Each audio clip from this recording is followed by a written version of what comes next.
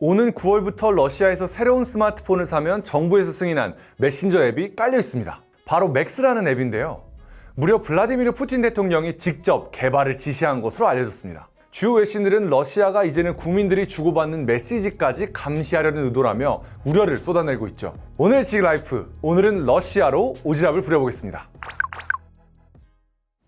먼저 이 맥스라는 앱에 대해 알아보겠습니다. 맥스는 러시아의 테크 기업 VK가 지난 3월에 출시한 앱입니다. 다른 여러 메신저 앱과 마찬가지로 이 채팅을 주고받을 수 있고 화상 통화는 물론 모바일 결제도 가능하다고 하죠. 앞으로는 각종 정부 서비스도 이 앱을 통해서 이용할 수 있게 될 것이라고 합니다. 일종의 올인원 서비스라고 할 수 있겠네요. 여기까지만 보면 정부가 국민들의 편의를 위해 만들었다고 생각할 수 있습니다. 하지만 실상은 그렇지 않습니다. 현재 러시아 국민의 70%는 왓츠앱을 사용하고 있다고 합니다.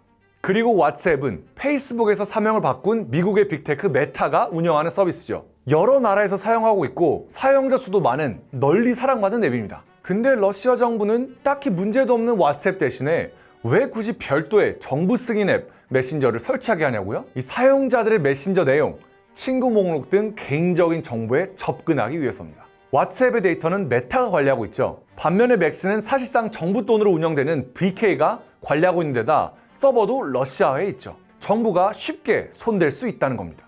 영국의 일간지 인디펜던트는 맥스를 통해 스파이 프로그램이 작동될 수 있고 러시아 연방보안국이 이를 활용해 감시 시스템을 구축할 우려가 있다. 러시아에 서버를 두고 있는 맥스는 러시아 법률의 적용을 받기 때문에 러시아 연방보안국이 데이터에 접근할 수 있다고 보도했습니다. 미국의 빅테크는 고분고분하지 않으니까 정부 말을 잘 듣는 러시아 기업이 그 자리를 대체하도록 하겠다는 거죠. 안드레이 오쿤이라는 현지 기자는 한 외신기구에서 맥스가 크렘린궁의 디지털 굴라그 건설이라는 꿈의 핵심이 될 것이라고 진단했습니다. 크렘린궁은 미국의 백악관과 같은 러시아 대통령 관저를 말하는 것이고 굴라그는 소련 시절 운영됐던 강제 노동 수용소입니다. 특히 정치범들을 잡아들여서 강제 노동을 시켰던 곳으로 유명하죠.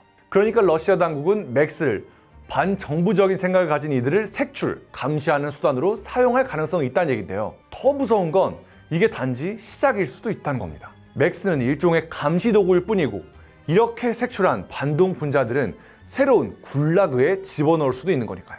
음모론과 과장이 어느 정도 섞인 해석일 수도 있지만 상상만으로도 소름이 끼치긴 합니다. 사실 러시아는 최근 들어 국민의 자유를 확 통제하기 시작했습니다. 러시아는 다들 아시다시피 독재 국가죠. 푸틴이 무려 25년 넘게 장기 집권 중이고 이따금씩 유력 야당 정치인이 죽었다는 뉴스가 들려옵니다. 하지만 푸틴 정권도 처음부터 이랬던 건 아니거든요. 중국이야 애초에 국민들의 인터넷 사용을 극도로 제한하고 메신저 같은 서비스도 공안이 내용을 들여다보는 등 엄격하게 통제해왔죠. 중국에서 유튜브나 페이스북은 원래 할 수 없었죠. 하지만 러시아에서는 3, 4년 전까지만 해도 페이스북, 인스타그램, 틱톡 등 대부분 SNS를 자유롭게 사용할 수 있었습니다. 그래서 정부에 대해 비판적인 글들, 푸틴을 둘러싼 각종 의혹들이 온라인에서 떠돌았죠. 일부 야당 인사들은 수백만 명의 팔로워를 확보하면서 국민의 지지를 얻기도 했습니다. 푸틴에겐 눈엣 가시였겠죠. 그런데 2022년 러시아 우크라이나 전쟁이 터지면서 정부는 전시라는 명분을 내세워서 인터넷을 통제하기 시작합니다.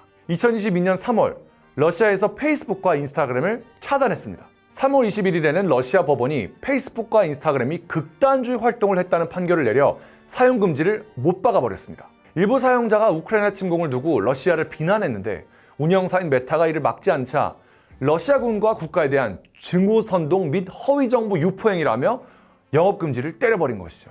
SNS 특성상 거짓되거나 과장된 정보가 유포될 수는 있지만 러시아가 정보를 통제하고 반정부적인 온라인 활동을 차단하기 위한 조치라는 지적이 더 많습니다. 하지만 이때 특이하게도 왓츠앱은 막지 않았는데요. 아무래도 왓츠앱은 러시아에서 가장 많이 사용하는 메신저이기 때문에 국민적 반발을 우려해서 그런 것 아니냐는 해석이 많습니다. 그리고 실제로 지금까지 왓츠앱은 러시아 국민의 70%가 이용하는 국민 메신저 앱으로 남아있죠. 근데 이제 맥스라는 앱을 내세워서 왓츠앱도 추방될 가능성이 커졌습니다. 실제로 뉴욕타임스 등 외신에 따르면 러시아의 정치인들은 최근 공개적으로 왓츠앱이 러시아 시장을 떠날 준비를 해야 한다. 러시아인들이 왓츠앱을 맥스로 대체할 것이라고 말하고 다니고 있습니다. 게다가 푸틴도 러시아의 디지털 주권을 얘기하면서 서방 기업들의 온라인 서비스에 줄곧 부정적인 입장을 취하기도 했습니다. 아무리 러시아가 전쟁 중이라고 하지만 내가 가족, 친구, 직장 동료들과 주고받는 메시지를 나라가 일일이 들여본다고 생각해보세요. 상상만으로도 끔찍합니다. 표현의 자유, 사생활이 줄어드는 러시아, 21세기의 시대를 역행하는 변화가 일어나고 있다는 사실이 안타깝기만 합니다.